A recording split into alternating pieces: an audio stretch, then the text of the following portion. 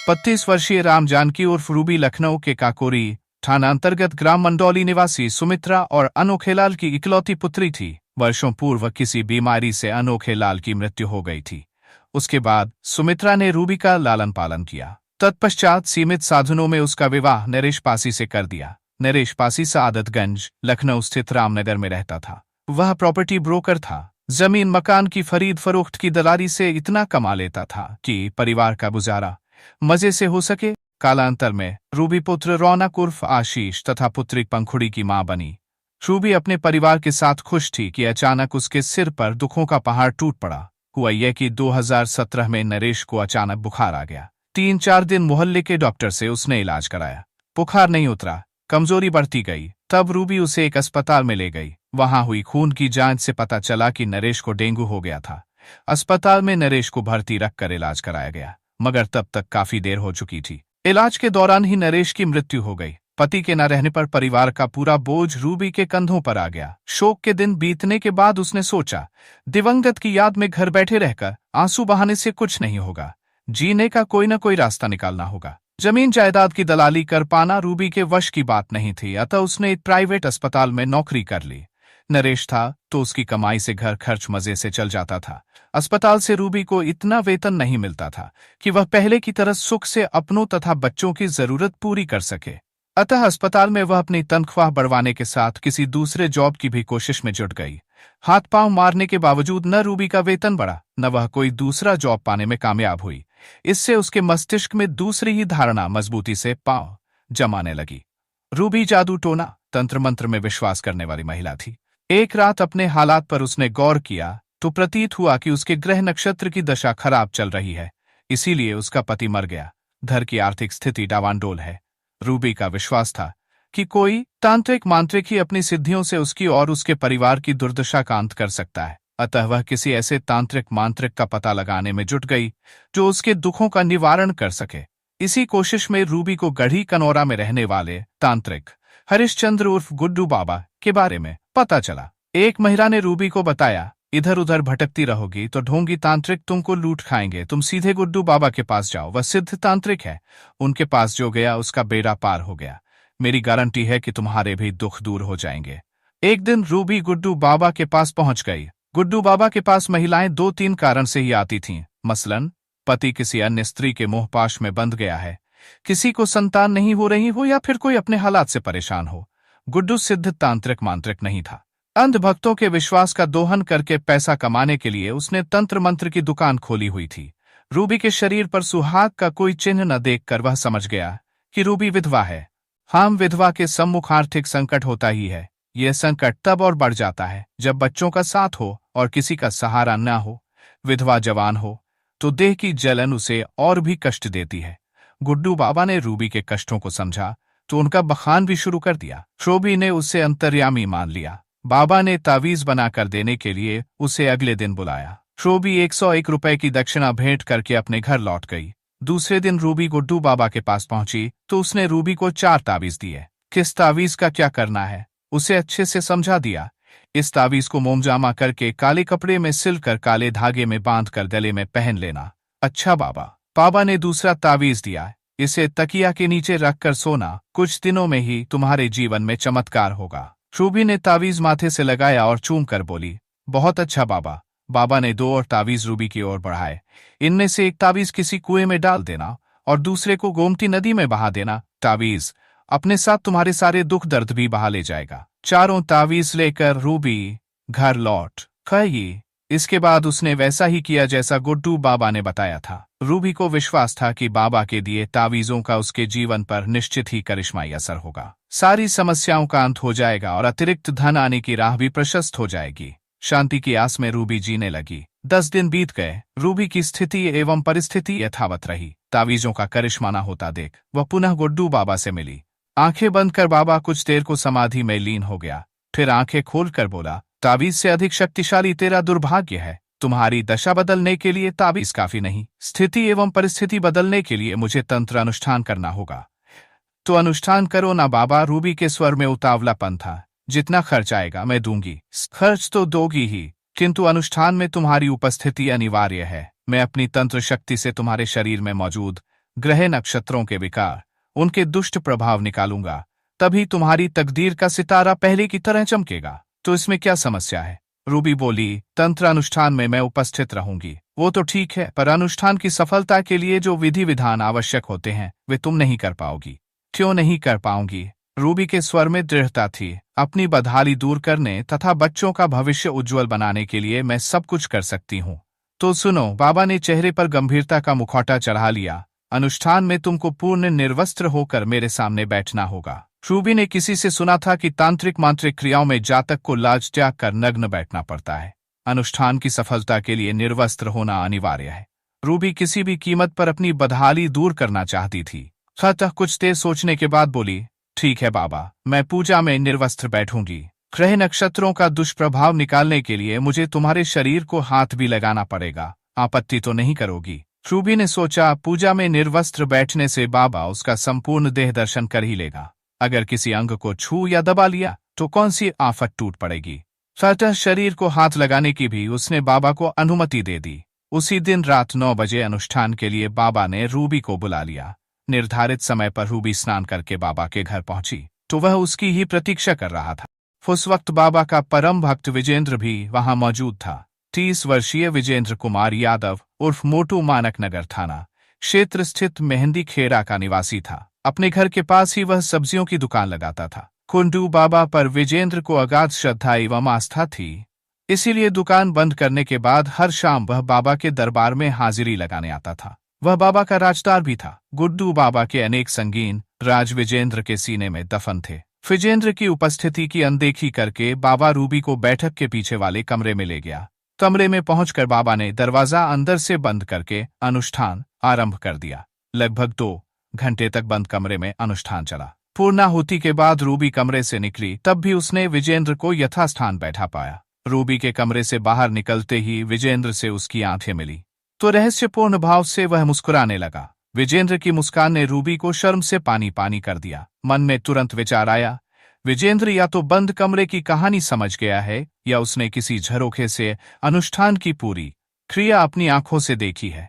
उस दिन न रूबी कुछ बोली न विजेंद्र ने कुछ कहा। रूबी ने कक्ष से बाहर उतारी हुई अपनी चप्पलें पहनी और तेजी से घर की ओर चल दी। सफल अनुष्ठान होने से रूबी का चित्त शांत था, परंतु मन में अनजाना भय भी पांव पसार चुका था। विजेंद्र अनुष्ठान का गवाह बन गया है। उस रात के बाद बाबा अक्सर रूबी को बुलाकर अनुष्ठान करने लगा। विजेंद्र प्रतिदिन दुकान बंद करके बाबा का दर्शन करने जाता था, इसलिए हमेशा रूबी से उसका सामना होता। रूबी ने नोट किया कि दिन ब दिन विजेंद्र की मुस्कान पैनी होती जा रही थी। चूंकि विजेंद्र ने कभी कुछ कहा नहीं, इसलिए रूबी भी उसे नजरअंदाज करती रही। अलबत्ता वह यह जरूर महसूस कर रही थी कि विजेंद्र तटस्थ नहीं है। उसके दिमाग में यकीनन कोई खिचड़ी पक रही है। खिचड़ी की महक रूबी को उस दिन महसूस हुई जब एक दिन सुबह सुबह विजेंद्र उसके घर आ पहुंचा। विजेंद्र का आना रूबी को न अच्छा लगा न बुरा। विजेंद्र बाबा का राजदार होने के साथ रूबी के भी कई राज जान गया था।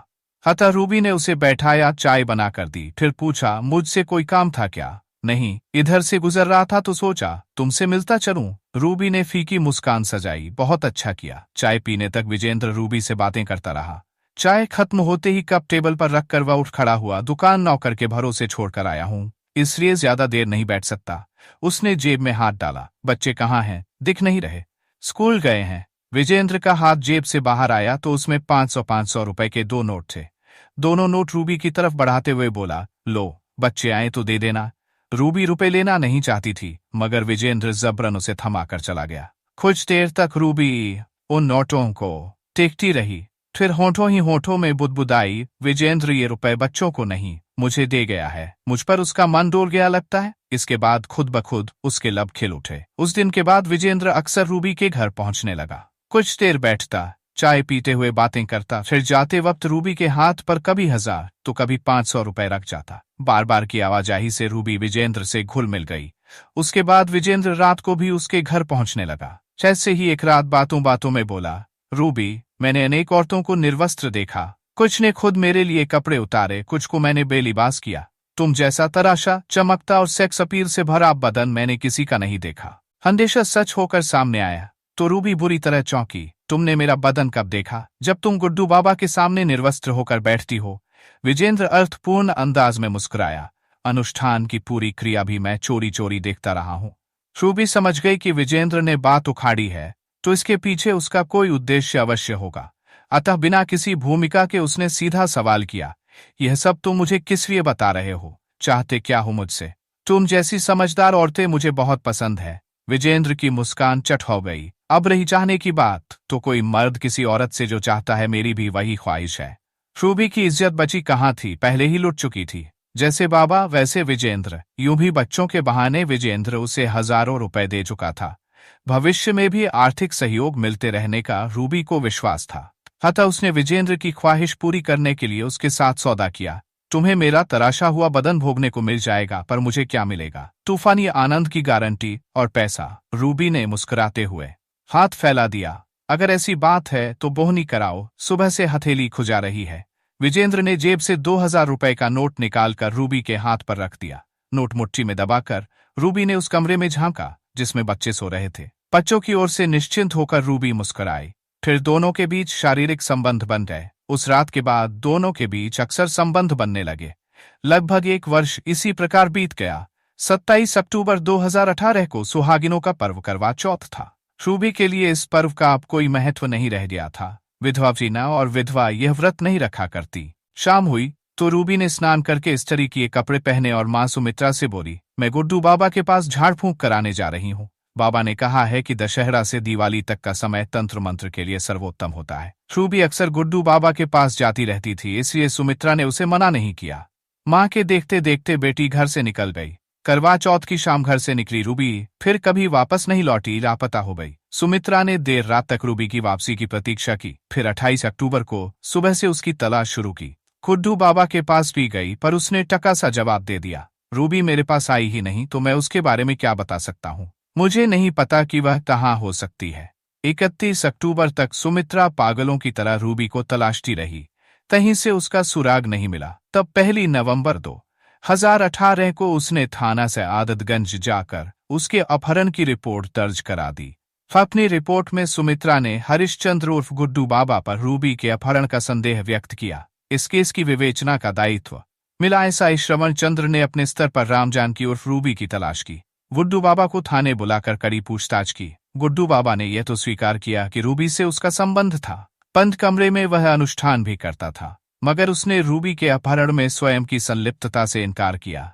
गुड्डू बाबा के खिलाफ पुलिस के पास कोई प्रमाण नहीं था, अतः पूछताछ के बाद उसे थाने से जाने की अनुमति दे दी गई। वक्त गुजरता रहा। रूबी को लापता हुए लगभग 6 माह बीत गए। दूसरे लोग भले ही रूबी के केस को भूल चले हों, परंतु सुमित्रा देवी नहीं भूली। समय समय पर वह थाना आदतगंज पहुंचकर बेटी का पता लगाने की फरियाद करती थी। एक दिन सुमित्रा थाना प्रभारी आदतगंज महेशपाल सिंह के सामने बिलख बिलख कर रोई, बड़े दारोगा जी, रूबी के बिना बुरा हाल है। मैं भी बूढ़ी और कमजोर हो गई हूँ, कब तक बच्चों को संभालूंगी? रूबी का पता लगा दीजिए, जीवन भर आपको दुआएं दूंगी। सुमित्रा की फरियाद के दर्द ने महेशपाल को विचलित कर दिया। उन्होंने रूबी की केस फाइल पर जमी धूल झड़वाई और स्वयं नए सिरे से विवेचना आरंभ कर दी। महेशपाल सिंह ने सबसे पहले गुड्डू बाबा को थाने बुलाकर पूछताछ की प्रक्रिया से गुजारा। इस बार गुड्डू बाबा ने पुलिस के सम्मुख स्वीकारा कि तांत्रिक अनुष्ठान की आड़ में उसने रूबी से अवैध संबंध बना लिया था। अलबत्ता रूबी की गुमशुदगी से अपना वास्ता होने से उसने स्पष्ट मना किया। यह भी कहा कि इस बाबत उसे जानकारी नहीं है। महेशपाल सिंह को गुड्डू बाबा के कथन पर रंचमात्र विश्वास नहीं था। उनका मानना था कि हर अपराधी कानून के सामने झूठ की बैसाखियों पर खड़ा रहना चाहता है। महेशपाल ने बाबा के झूठ की बैसाखियां खींचकर उसे कानून के कदमों में गिराने के लिए पुनः कड़ी पूछताछ की। पूछताछ के द्वितीय चरण में बाबा ने नई बात यह बताई कि उसके भक्त विजेंद्र यादव उर्फ मोटू से भी रूबी का अवैध संबंध था। बाबा ने विजेंद्र का पता और मोबाइल नंबर महेशपाल सिंह को नोट करा दिया। महेशपाल सिंह ने विजेंद्र के साथ रूबी के मोबाइल की कॉल डिटेल्स भी निकलवाकर अध्ययन आरंभ कर दिया। कॉल डिटेल ने साबित किया कि रूबी और विजेंद्र निरंतर संपर्क में थे। रूबी के मोबाइल पर आखिरी कॉल भी विजेंद्र की थी। विजेंद्र से व्यापक पूछताछ करने के लिए उक्त आधार बहुत था। अतः 30 अप्रैल 2019 को महेशपाल ने विजेंद्र को पूछताछ के लिए हिरासत में ले लिया। पूछताछ में विजेंद्र अधिक देर तक नहीं टिक सका। कुछ ही देर में वह टूट गया। इसके बाद रूबी की गुमशुदगी का खुलासा होते देर नहीं लगी। विजेंद्र ने रूबी को मारकर अपने घर के आंगन में उसकी कब्र बना दी थी। विजेंद्र ने रूबी से संबंध तो बनाया था अपनी कामनाओं की शांति के चलते, मगर वह उसे प्यार करने लगा था। विजेंद्र की मंशा थी कि रूबी उससे विवाह कर ले। उसके बच्चों को भी अपनाने के लिए वह तैयार था। रूबी के लिए विजेंद्र की अहमियत देह सुख प्रदान करने के साधन तथा पैसा उगलने वाले एटीएम से अधिक नहीं थी। वह ये दोनों चीजें उससे प्राप्त करती रहना चाहती थी, मगर विवाह नाम का बंधन उसे गवारा नहीं था। अतः वह उसे टालती रहती थी। बकौल विजेंद्र, रूबी उससे तो पैसा लेती ही थी, गुड्डू बाबा से भी पैसा बटोर रही थी। गुड्डू ने भी पुलिस को बताया कि वह रूबी को आर्थिक सहयोग करता था। रूबी बाबा और विजेंद्र दोनों को खुश रखने का कोई मौका नहीं चूकती थी। 27 अक्टूबर 2018 को करवा चौथ था, तो रूबी ने विजेंद्र को खुश करने के लिए कह दिया, मन से मैंने तुमको अपना पति मान लिया है, इसलिए तुम्हारी दीर्घायु के लिए मैंने व्रत रखा है। विजेंद्र यादव खुशी से फूटकर कुप्पा हो गया। फोन पर बातचीत में तय हुआ कि रूबी विजेंद्र के घर पहुंचकर उसके हाथों से व्रत खोलेगी। शाम को रूबी विजेंद्र के घर पहुंच भी गई। चंद्रोदय हुआ तो रूबी ने विजेंद्र के हाथ से पानी पीकर व्रत खोला।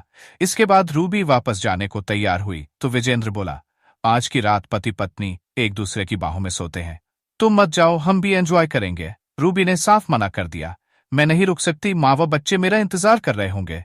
विजेंद्र उस रात को रंगीन बनाने का इच्छुक था, इसलिए वह रूबी को जाने नहीं देना चाहता था। दोनों अपनी अपनी जिद पर अड़े थे, कोई भी झुकने को तैयार नहीं था। अतः दोनों में झगड़ा होने लगा। जैसे जैसे झगड़ा बढ़ा, विजेंद्र का गुस्सा भी बढ़ता गया। विजेंद्र को शक था कि रूबी उसके साथ रात इसलिए नहीं बिताना चाहती ताकि गुड्डू बाबा के पास जा सके और उसकी बाहों में रात बिताए। इसी बात पर झगड़ा बढ़ा और गुस्से में विजेंद्र ने ईंट उठाकर पूरी ताकत से रूबी के सिर पर दे मारी। पहला ही बार इस कदर घातक सिद्ध हुआ कि रूबी तड़पी और मर गई। कानून से बचने के लिए विजेंद्र ने घर के आंगन में 3 फुट गहरा गड्ढा खोदा और रूबी की लाश उसमें दफना दी। रूबी का बैग, मोबाइल आदि भी उसके साथ दफन कर दिया। एससीएम 3 की उपस्थिति में पुलिस ने विजेंद्र की निशानदेही पर आंगन खोदकर रूबी का शव बरामद कर लिया। तब तक शव सड़ गलकर कंकाल मात्र रह गया था। रूबी के एक पैर में रॉड पड़ी थी। सुमित्रा ने उसी से उसकी शिनाख्त की। विजेंद्र के बयान तथा लाश बरामदगी के बाद पुलिस ने केस में धारा 302 और 201 आईपीसी के अलावा SC/ST एक्ट की धारा भी जोड़ दी। 1 मई 2019 को पुलिस ने विजेंद्र को न्यायालय में प्रस्तुत किया, जहां से उसे जेल भेज दिया गया। गुड्डू बाबा का रूबी से अवैध संबंध था। वह संबंध भी रूबी की सहमति से बना था। हत्या में बाबा की संलिप्तता नहीं पाई गई, इसलिए उसे थाने से छोड़ दिया गया। दोस्तों, कहानी पसंद आई हो तो वीडियो को लाइक करके कमेंट कर दें और चैनल को भी सब्सक्राइब कर लें। धन्यवाद।